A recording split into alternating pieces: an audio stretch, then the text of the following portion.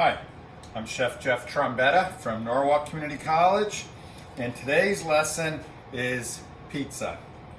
Specifically, the pizza crust, the toppings. Here we have an eggplant fresh tomato, and instead of tomato sauce, we will be using a basil spread, which I think is absolutely fabulous. And fresh mozzarella, homemade from mozzarella curd. So this is the final product, and let's proceed.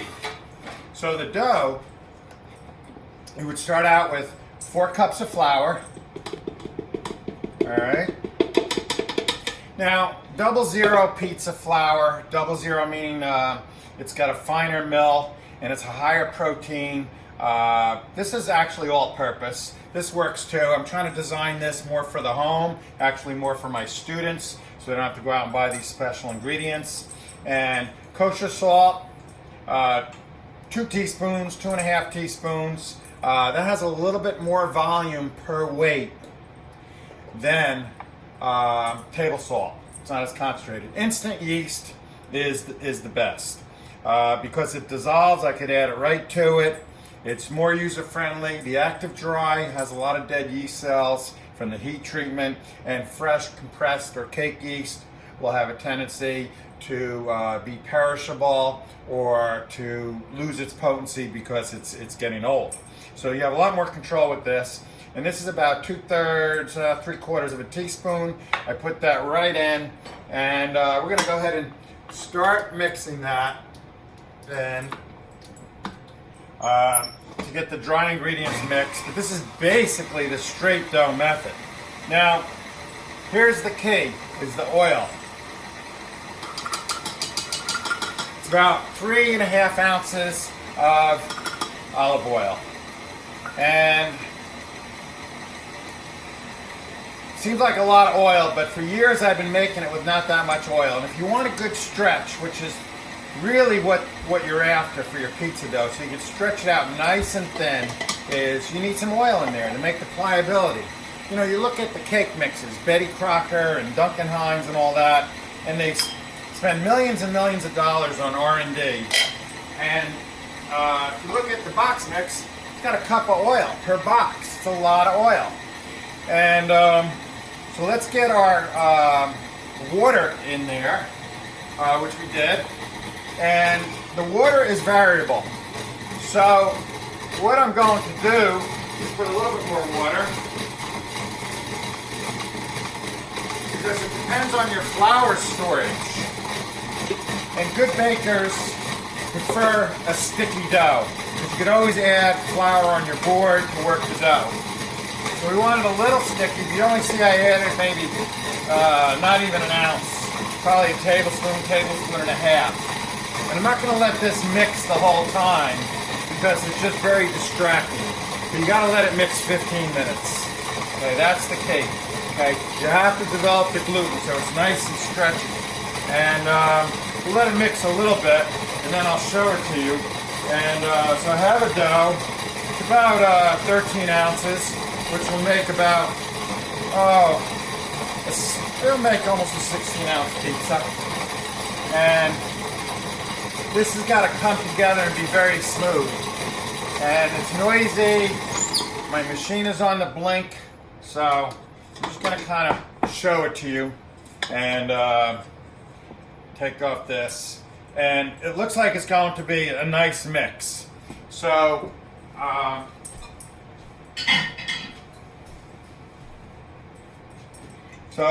there it is. It's kind of wet and loose, and 15 minutes it won't be as granular. It'll be very smooth, like this dough right here, all right? Now, don't make all your moves deliberate. Don't make any unnecessary moves with the dough, right? Because you don't want to rework it. Right now, the gluten is developed, so it's nice and stretchy, but it's not elastic. It's not going to spring back at you, all right? And we're going to set this up, and we're going to put it on a floured pan, all right? A peel, actually. A short-handled peel. Why? Somebody asked me, why do you use a short-handled peel? Or what do you prefer, short-handle or a long handle? And I have a short oven. I don't have this big, long pizza oven, so I like a short handle because I can maneuver it. have enough flour there. You can use cornmeal. Some people don't like that kind of grainy texture on the bottom of their pizza of cornmeal, but cornmeal kind of ensures more displacement from the crust up off the board, and so it slides. So work kind of quickly if you use flour, because if the moist dough will absorb the flour and it'll stick, but you want to be able to slide that. All right. So anyway, also another important thing is, have enough flour, spread it out. That's going to be thin, and always work on your knuckles. All right. You don't want to work on your.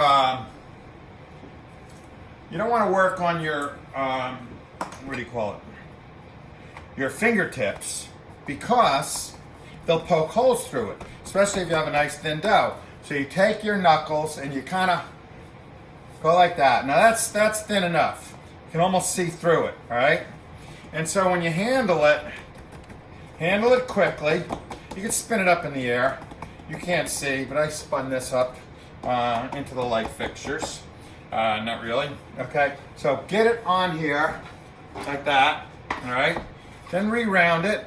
Doesn't have to be round. We're in New Haven, pizza capital of the U.S., some say. And Napolitanos, like Frank Pepe and what have you, they said you don't have to make a pizza round. And, give it that rustic look. And I agree. Why? But anyway, so make it round, nice and pretty, easier to portion. People know what they're buying. They're buying a 16-inch or 14-inch or 12-inch, whatever. See, nice and slippery, right? Now, nice and thin. And this is a basil spread. Fresh basil from a local grower who just has a fabulous product. Kind of mild, not too strong, not too weak, okay? So we're gonna give you a little bit more, okay? Ratio cooking, how much? Again, you don't measure your milk to your cereal, right? And I have another jar. Thought this was gonna be enough, okay? So I make this. I'm not gonna tell you how I make it, because it's a little bit of a secret, and I think it's really that good that it's not that hard. Probably figure it out. All you chefs out there watching, you know how I make it. But it's not a pesto. Just keep that in mind. The cheese and the pinoli nuts, they limit you, right? Then it's a pesto, and you got to give it a pesto application. You don't always want a pesto, right? You could always add cheese or nuts or whatever you want to add to it, but this is a basil spread. It's a way of preserving fresh basil. That's enough. Ratio cooking, right? Kind of see through some thicker parts. It does have some oil in it, so it's going to create a little oil barrier so that the crust won't get soggy. And then you're going to put your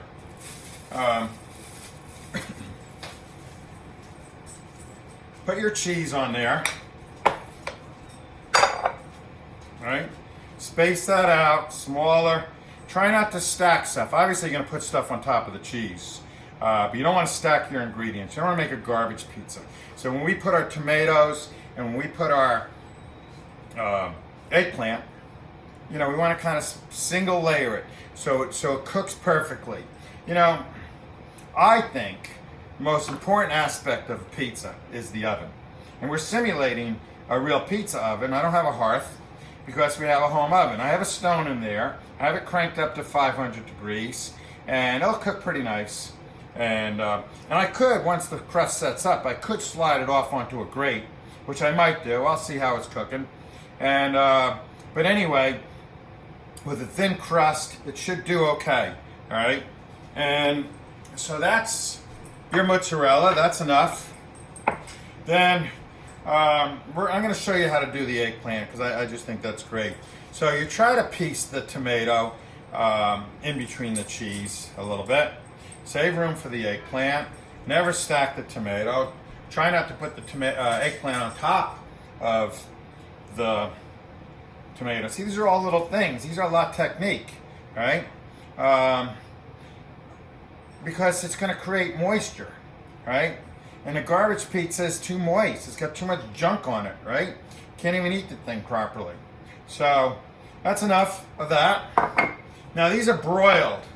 I'm gonna go over on this side so you can see these. These are broiled. You can curl them if you have to, all right, to try to get into the pieces. This is just cut discs off an eggplant. I'm gonna show you that. And salt and pepper and oregano. And I put it under the broiler until it's tender, all right? Because I don't want to, eggplant absorbs a lot of fat. And I don't want to saute it. And I don't like floured eggplant on my pizza. And it's just kind of natural and healthy. And, you have to put a little oil on there to broil it. But you got enough oil in the dough. You got enough oil in the basil. And so you got a little bit of oil on the eggplant. And so anyway, get that piece in there nicely, all right? And we're gonna get this in the oven. Gonna make sure it still slides, all right? And where do I need a piece? I need a piece here, all right? There we go. Okay, voila, it's good. So make sure it's slippery, see? We're sticking a little bit, all right? But now it moves. Gotta have that. Don't go in the oven, it's common sense. Don't go in the oven too steep, don't go too shallow.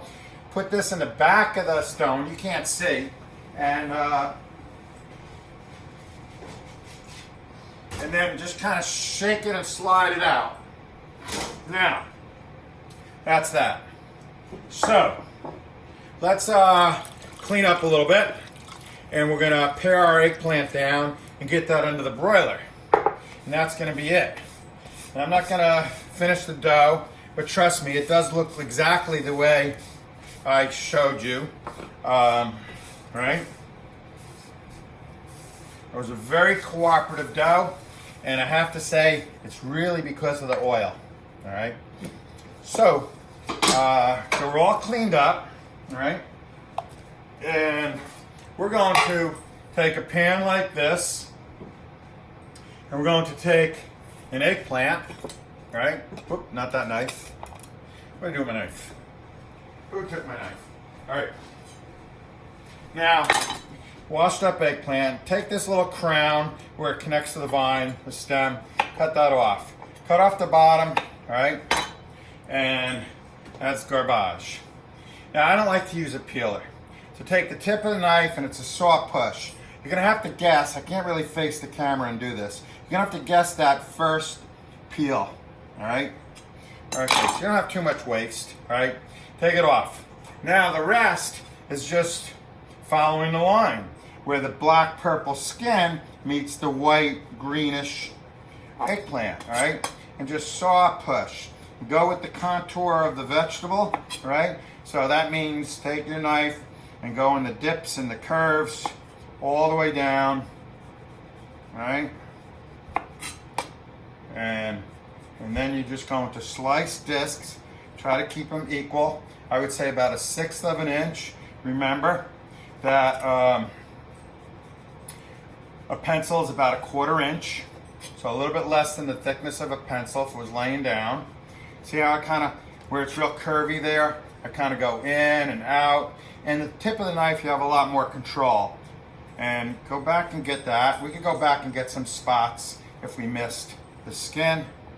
And all right, so that's pretty good right there. Let's get rid of this skin, and we'll go ahead and cut that, season it up, get that in the broiler.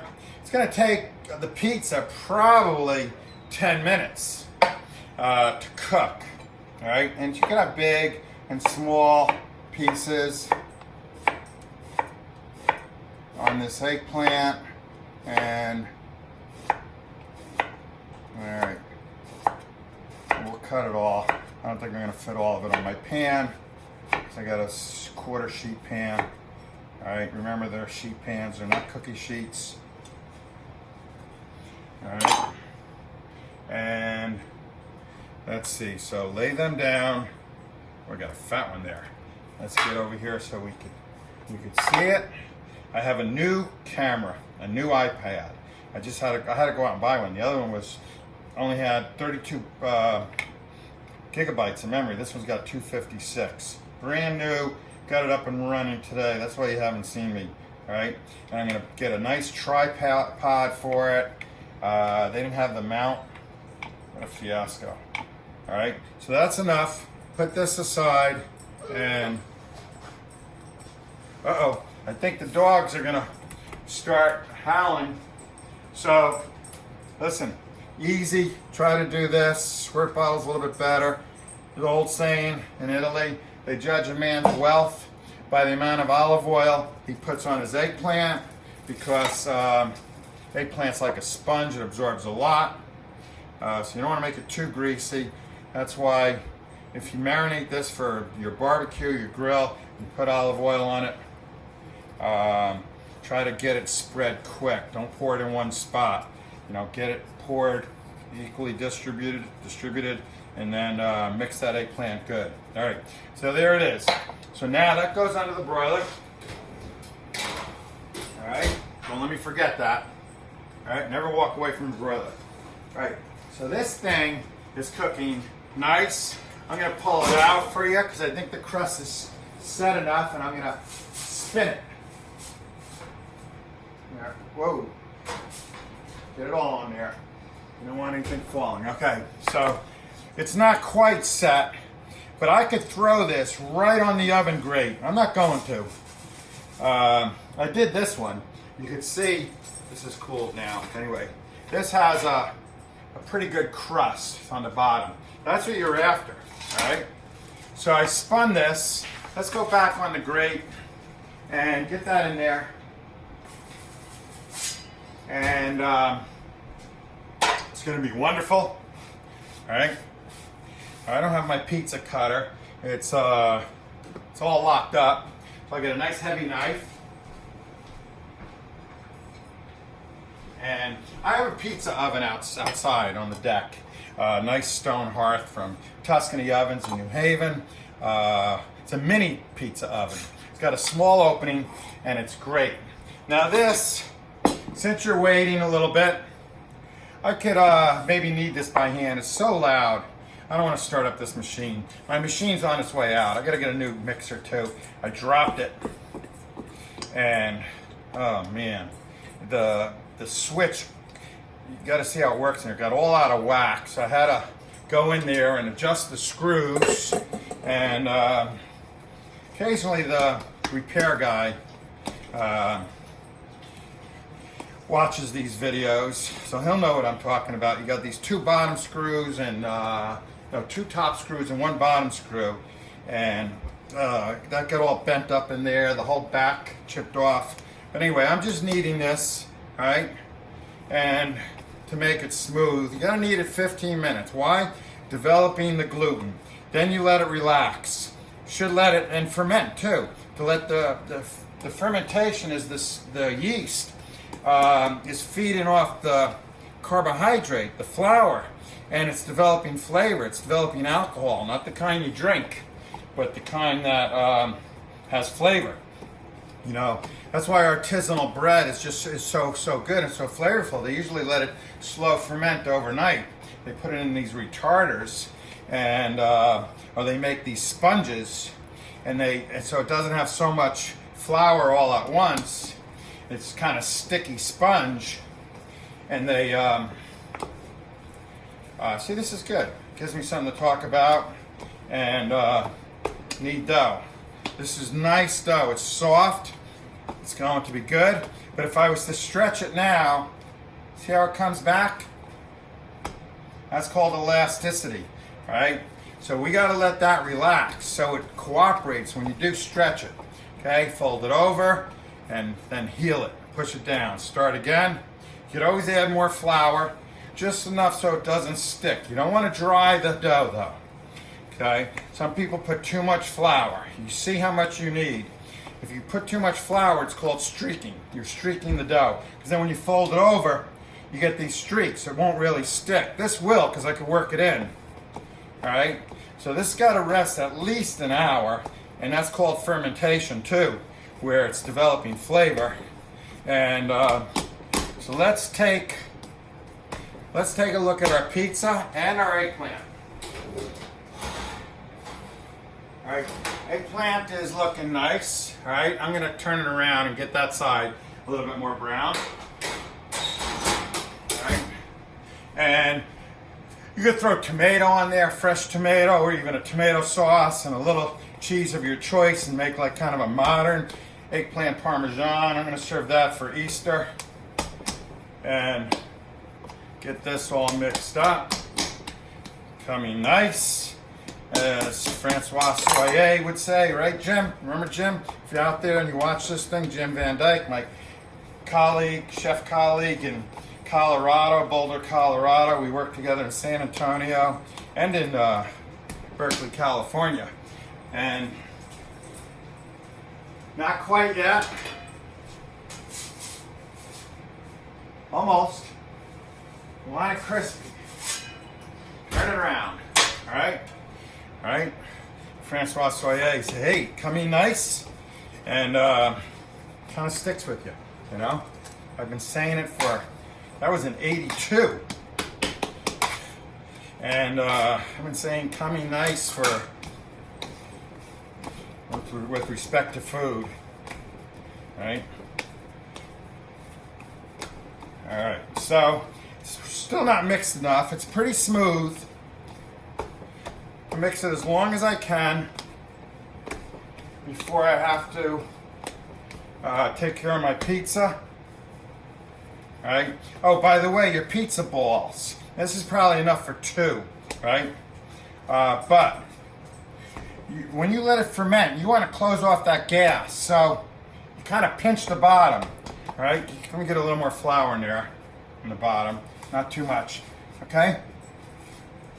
All right, and then just real quick, if I was making a soft dough, here you want it to be a little tacky, right? If I was making a soft roll or a little dinner roll, oh, gotta get my eggplant. Okay, so that's good, that's about the limit. A little dark this side, so I flip it over, I put on my pizza, keep the dark side down because I don't want that to cook anymore, but that's fine, all right? Delicious. It's a little dinner roll. This has got to be a little tacky. So a little wet, no streaks, right? On the balls of your hand. What you want to do is you make a concentric circle and it's pulling that skin down towards the center of the bottom like a blue knot. All right? Top you want dry, the bottom you want a little moist. There we go. Okay? So it's nice and smooth. And then you push that down and put that on in your proofer. All right? Okay, so that's that. Get back in there. We don't need you. And let's get our pizza out. Let's get this out of the way. All right. Let's make room. Got a minute to kind of clean up my station. And we're going to cut this pizza and we're going to taste it. And it's going to be nice and crisp. All right. Nice and crisp. And you should really let it, you know, to put it right in a box and all that, and really causes the crust to be a little moist. You should let it cool in a rack. Really? Okay, so that's your pizza pie. All right. The bottom, I'm not going to pick it up because I'll lose it. The bottom is absolutely gorgeous. Trust me. Trust me on this one, all right? And that is just a gorgeous pie. I'm sorry, I hate to say it. Okay, so now you could cut it in standard 8, right? Cut it any size you want, all right?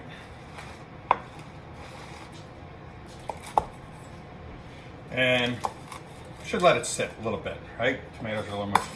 As for your pizza, okay, I'm gonna burn the roof of my mouth.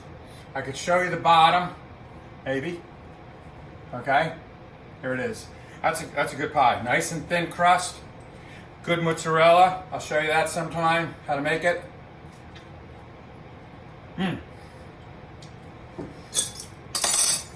Delicious. All right. Needs a little salt, actually. There we go. Hey, thanks for watching. I'm Chef Jeff Trombetta, and stay tuned for the next one.